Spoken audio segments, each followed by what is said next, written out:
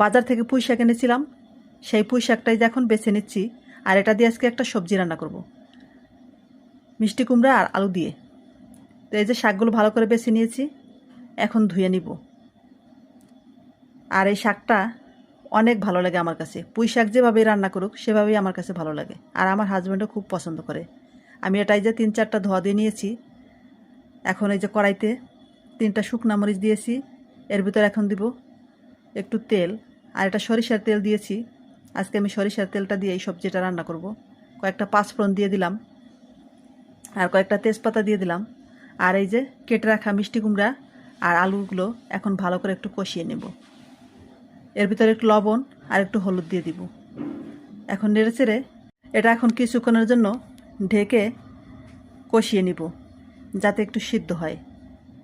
তো এই যে সিদ্ধ হয়ে গিয়েছে, এখন একটু নেড়ে চেড়ে এর ভিতরে আমি শাকগুলো দিয়ে দিব, পুঁই শাকগুলো। সব পুঁই শাকগুলো দিয়ে আমি কিছুক্ষণ ঢেকে রেখেছিলাম। এখন এই যে ঢাকনা উঠিয়ে ভালো করে একটু নেড়ে চেড়ে এর ভিতরে আমি অল্প একটু জল দিয়ে দিব, মানে সামান্য। এর ভিতরে জল গলে গিয়েছে পুঁই শাক থেকে, তাই অল্প দিয়েছি। আর একটু দিয়ে দিলাম শুকনো মরিচ আর কয়েকটা কাঁচামরিচ, আর এই যে ধনিয়ার গুঁড়ো দিয়ে এখন নামিয়ে নিলাম।